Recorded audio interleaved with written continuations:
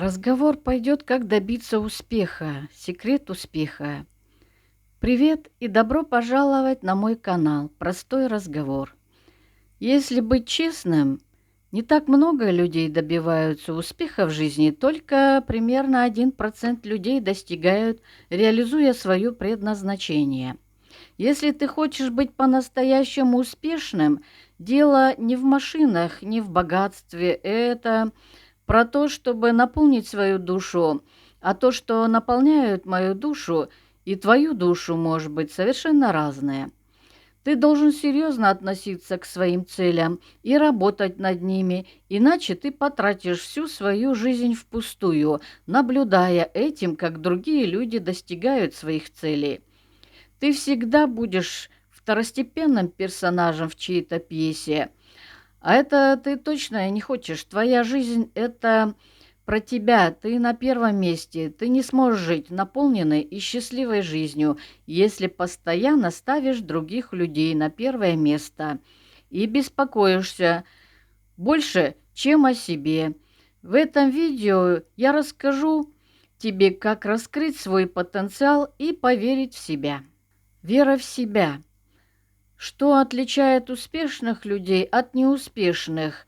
Это то, что успешные верят в себя, даже если их вера выглядит как иллюзия. Ведь многие смотрят на них и говорят: «Ты не такой уж выдающийся, ты не так уж хорош собой». Но они верят, что они такие, да, их вера может быть иллюзия, но благодаря этой вере они идут по этому пути и достигают вершин. Ты можешь стать успешным, как только поймешь: если они смогли, то и я смогу. Давай начнем первое и самое главное – начать действовать.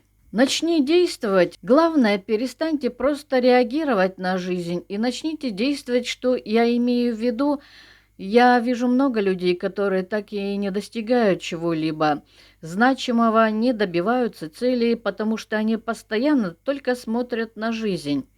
Поэтому у них нет четких целей. Они просто делают что-то, например, ты просто ходишь на работу каждый день. Но что ты на самом деле делаешь? Это как-то наполняет тебя, это наполняет твою душу? Или ты просто стоишь в стороне, наблюдая, и занимаешься чем-то, что кажется тебе значимым? Или хочешь создать что-то действительно большое? Наполняет ли тебя эта жизнь? Каждый день ходишь на работу, делаешь одно и то же, и никогда не чувствуешь себя по-настоящему счастливым и удовлетворенным. То же самое с отношениями. Я вижу у многих людей, даже вокруг себя, они вступают в отношения, но у них нет никаких планов на будущее. Когда я спрашиваю их: зачем вы вообще вступаете в эти отношения, и они говорят: «О, это не важно, мне сейчас хорошо и все». Но тебе уже 10 лет хорошо, а это никуда тебя не привело. Так как, когда же мы начнем действовать и скажем себе: слушай, вот моя цель, я хочу семью, я хочу счастливый брак. Начни строить отношения с этой целью и говори нет всему, что этому не соответствует. Если у тебя есть определенный образ жизни и видение для себя, почему ты соглашаешься на то, что этому не соответствует? Часто мужчины соглашаются строить отношения с женщиной, которая им на самом деле не нравится. Просто чтобы осесть, им не нравится, потом надоедает, затем они начинают изменять и продолжают жить несчастной жизнью.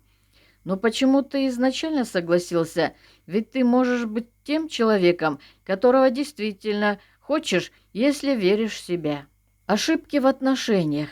Если вы в паре будете жить на одной волне и ваши энергии соответствуют, то ты можешь быть с ним.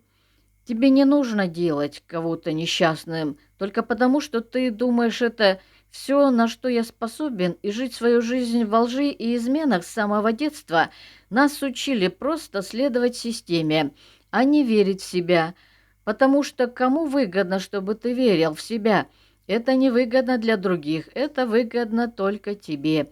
Начните мыслить шире, Откройте свой разум в тот момент, когда вы открываете свой разум и становитесь восприимчивы к другим идеям, другим взглядам на жизнь. Ваша жизнь и душа начинает расширяться.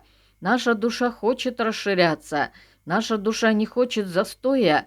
Мы не созданы для того, чтобы застревать. Вселенная такая огромная, и мы часть этой Вселенной. Вселенная постоянно расширяется, поэтому и наша душа должна расширяться, и мы расширяемся через созидание. Первое, что я хочу, чтобы вы сделали, например, каковы мои цели, почему я в этих отношениях, что я получаю здесь, хорошо ли мне, наполняет ли это меня наполняет ли это мою душу, хорошо, что я могу сделать, как я могу выйти из этого. Начни мыслить. Итак, следующая работа. Наполняет ли меня эта работа? Я просто работаю, чтобы заработать деньги и вложить их в дело, что будет наполнять меня и приносить радость. Или я просто работаю, чтобы дождаться пенсии, потом умереть, потому что это жалкая жизнь. Это когда вы постоянно ждете, что кто-то придет и спасет вас. Вы ждете встречи с нужным человеком в нужное время, и все сводится к бесконечному ожиданию. Но если вы не ставите себя в положение, ничего не произойдет. Я много говорю о манифестации, но всегда создаю условия, чтобы манифестация могла реализоваться. Если бы я сидела весь день в комнате, ничего не делая, не работая над собой, не развивая свой YouTube-канал или карьеру в работе, у меня бы не было всего того, что у меня есть. Я приложила усилия. Да и вам нужно приложить усилия. Никто не придет, не спасет вас, никто не обязан вас спасать.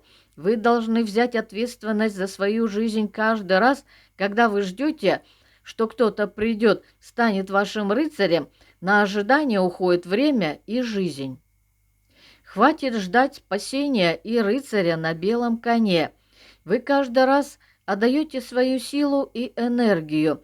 Я не особенная, как и любой из людей вокруг меня, которые чего-то достигли. Никакие знаменитости, никакие другие люди, они не особенные. Эти люди, которые шли к чему-то с почти безумной верой, потому что они верили в себя, даже если никто в них не верил. Мои родители не верили в меня, мои учителя, никто не верил в меня, даже когда я начала свой YouTube-канал.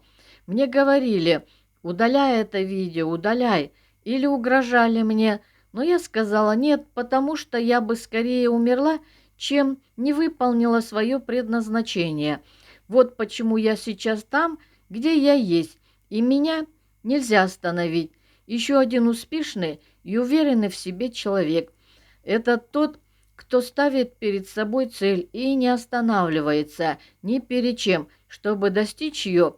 Вот тогда ты становишься максимально уверенным в себя, вот тогда ты станешь успешным.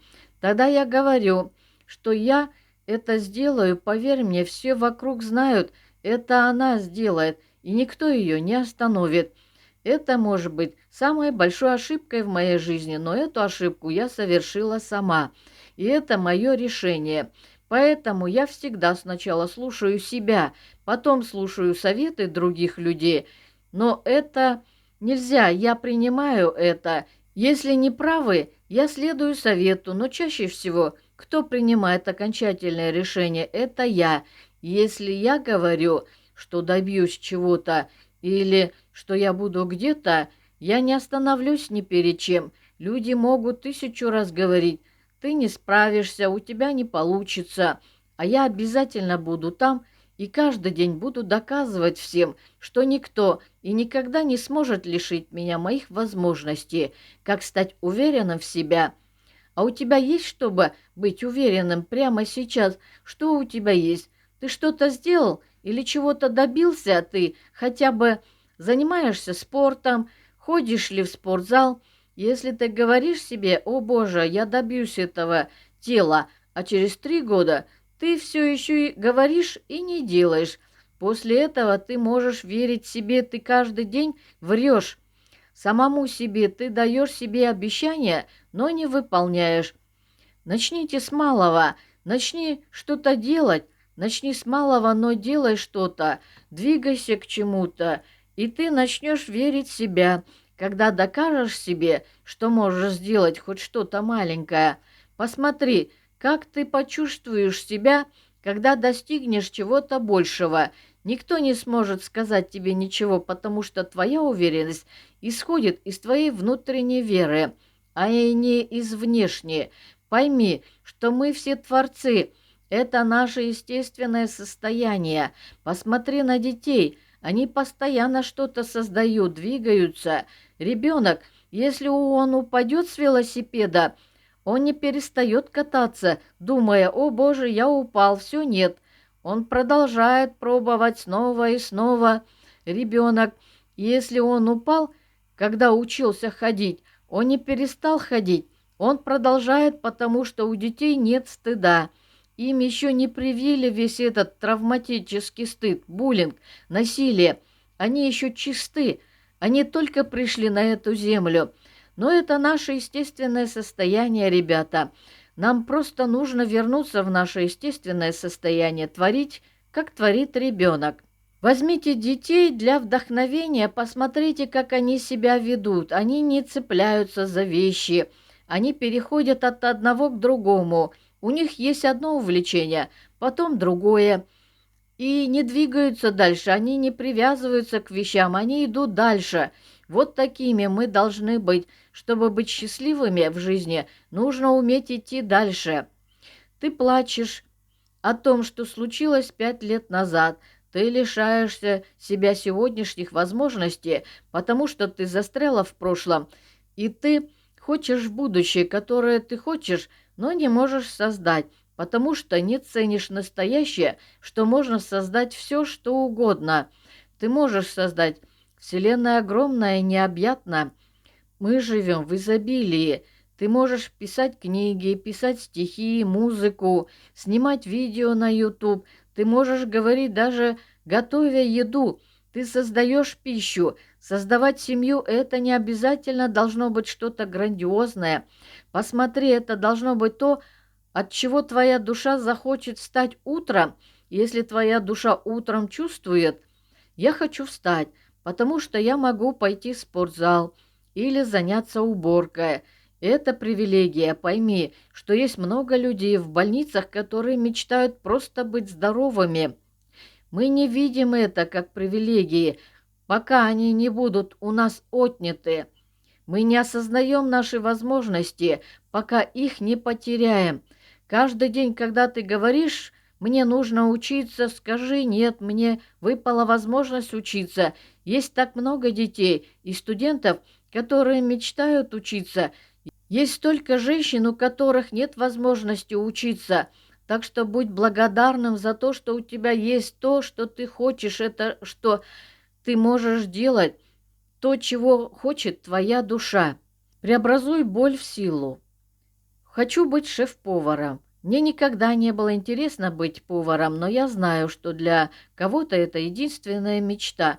Почему? Потому что это то, чего хочет их душа. Это способ, которым их душа хочет творить. А для меня... Я люблю создавать видео, я обожаю создавать эти видео, но это подходит не каждому. Не всем это нравится. Для некоторых это просто рутинная задача. Почему у меня по-другому? Потому что это наполняет мою жизнь смыслом, когда я просыпаюсь и думаю, что могу хотя бы нескольким людям помочь переосмыслить жизнь. Я могу хотя бы одному человеку дать новое восприятие жизни ради этого. Я это делаю. Для меня деньги — это энергия моего предназначения. Деньги все равно придут, потому что я изобильная душа и делаю все от сердца. Когда ты делаешь что-то от души и создаешь с искренностью, деньги все равно придут. Эта энергия, все, что ты хочешь сделать, все, о чем твоя душа думает: «О Боже, я хотела бы это», или все, чему ты видишь в других людях, будь роскошь или что-то еще, это не всегда роскошь. Возможно, это свобода. Может быть, ты хочешь денег, потому что хочешь свободы, путешествовать куда угодно, жить без финансового стресса, а финансовый стресс – это большая проблема. В этом нет ничего плохого. Хотеть таких вещей, но просто подумай, если ты хочешь этого, знаешь, что ты способен это привлечь, как только вложишь свое сердце. Вот что-то в создание чего-то в этом мире, будь то бизнес или что угодно, что поможет другим людям. И это то, за что Бог благодарит тебя деньгами. Наша душа невероятно мудра и часто знает все заранее, еще до того, как мы это осознаем. Бывали моменты в моей жизни, когда что-то происходит, я думаю, о Боже, это был знак, потому что этот человек уже говорил мне об этом раньше, или я видела сон и понимаю, что моя душа уже вела меня. Но я сомневалась в себе, даже когда росла. Я постоянно говорила маме, я не хочу обычную работу, я хочу помогать людям. А мама часто отвечала, сначала помоги себе, о чем ты говоришь, ведь это же нелогично. И мне это тоже казалось нелогичным. Но когда я начала свой YouTube-канал, у меня не было никакого дорогого оборудования, не было сценариев или чего-то подобного. Я просто говорила от сердца, и миллионы людей нашли это для себя полезным. Я помогла миллионам людей, просто говоря от сердца. Моя душа подсказывала, что я должна была создавать, но я просто не могла это понять или выразить словами. Твоя душа стремится, будто искусство, фотография, спорт или что-то другое. Следуя за этим, иногда твоя душа уже знает, потому что твое высшее «Я» знает, куда тебе нужно идти и что будет для твоего блага. Также пойми, что твои зависимости – это избыток энергии, который ищет выхода для творчества.